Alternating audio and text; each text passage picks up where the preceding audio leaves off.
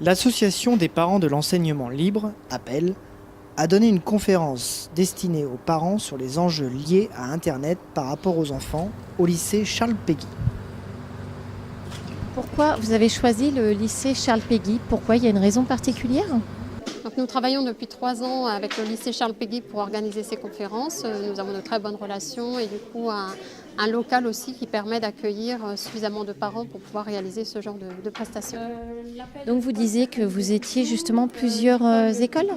Oui, donc nous sommes 3 écoles organisatrices de cet événement. Donc l'école Sainte-Famille de Clisson, l'école Notre-Dame de Gétigné et l'école Plisse de Gorges. Donc avec l'objectif d'apporter un plus aux parents de ces écoles en leur préparant des conférences qui peuvent les aider dans leur travail de parents au quotidien. C'est la première fois que vous organisez ces conférences ou c'est une expérience que vous avez déjà fait? Alors c'est la 3e édition de conférences que nous organisons. L'objectif étant, habituellement nos actions au niveau des associations de parents d'élèves, c'est plutôt de mener des actions qui vont permettre d'améliorer le quotidien des enfants. Il y a 3 ans, on s'est dit, mais pourquoi pas aussi donner un petit plus aux parents en les accompagnant dans leur mission de parents. Je vous remercie de vous être déplacé pour assister à cette conférence. La voix que vous venez d'entendre est virtuelle. Je suis Bob, l'avatar de Stéphane. Je répète ce qu'il me fait dire. Je suis à son service. Parfois, je me demande tout de même si ce n'est pas lui qui est à mon service. Mais peut-être doit-il prendre le temps de se présenter lui-même. Bonsoir donc, et merci à Bob. Donc aujourd'hui, vous présentez votre conférence sur les dangers d'Internet, c'est ça? Tout à fait, sauf qu'on ne va certainement pas démarrer sur la thématique des dangers d'Internet, puisque c'est un grand classique et c'est quelque chose qui justement pose problème aux mineurs, aux jeunes, avec lesquels j'ai contact et avec lesquels je travaille beaucoup depuis quasiment 10 années maintenant. La thématique du danger d'Internet, c'est le meilleur moyen de les faire fuir, ces jeunes. Leur expliquer qu'Internet, c'est un espace dangereux, qu'il va se passer plein de problèmes, que donc il va falloir restreindre l'accès, etc. C'est pas la bonne approche. Moi, je vais parler des mondes numériques, des différences entre le monde réel et le monde virtuel. Et de travailler sur cette différenciation entre le réel et le virtuel permet une meilleure approche, plus douce, plus homéopathique, de la fameuse thématique des dangers d'Internet, parce qu'on y reviendra, mais sous couvert, en tout cas, de cet habillage. En tant que parent, il y a vraiment des inquiétudes sur Internet et on a l'impression que les jeunes manient beaucoup plus Internet, la génération en fait que nous. Comment vous expliquez, il y a vraiment de réels dangers pour les enfants aujourd'hui par rapport à notre génération d'avant? C'est une préoccupation majeure et ce sera la préoccupation majeure de l'éducation du XXIe siècle. Il ne faut pas se leurrer, ça va faire converger la quasi-totalité des problèmes éducatifs qu'on avait qui étaient avant un peu éclatés dans le foyer, la musique, l'accès à la télé, l'accès aux livres, l'accès à la revue, tout ça en fait converge. Le téléphone, le temps de téléphone, le temps de communication, toutes ces problématiques qui étaient atomisées un petit peu convergent vers l'Internet. Donc la gestion de l'espace numérique, la parentalité numérique, parce qu'on commence enfin à en parler, c'est quelque chose de majeur en tout cas chez les parents et il va falloir travailler avec eux, c'est pour ça qu'ils viennent nombreux comme on le constate ce soir. Justement, comment vous comptez travailler et mettre ça en place en fait avec les parents et les jeunes finalement aussi? Et si j'osais, je dirais qu'il faut éduquer les parents.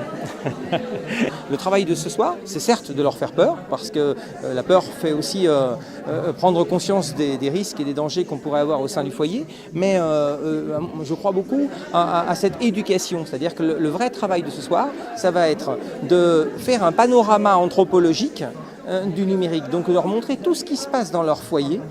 Bien sûr qu'ils sont au courant un petit peu de ce que font leurs enfants, mais pas tant que ça. Quand on regarde bien, ils n'ont qu'une vision très éloignée de ce qui se passe vraiment sur les écrans des enfants, qui se gardent bien de détailler leurs activités. Et ce soir, on ira parler des jeux vidéo ultra violents, et puis on va aller travailler aussi sur la cybersexualité, notamment l'accès à la pornographie, dont on parle beaucoup.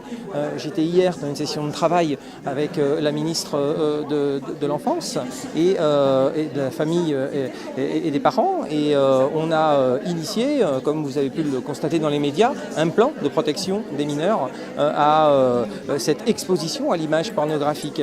Ces conférences, vous les organisez régulièrement? Ça évolue par rapport aux années? Il y a une très forte demande depuis environ 10 ans.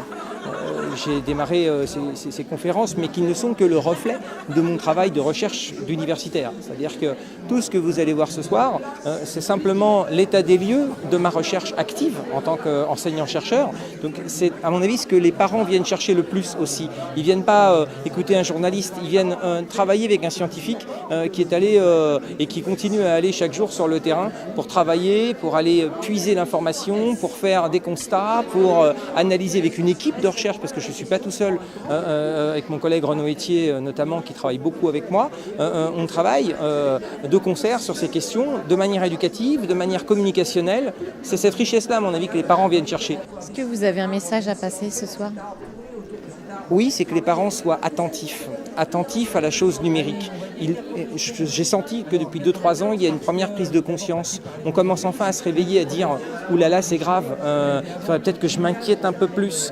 S'impliquer dans la vie numérique du jeune, c'est pas seulement interdire, c'est aussi aller regarder ce qu'il fait, aller le respecter.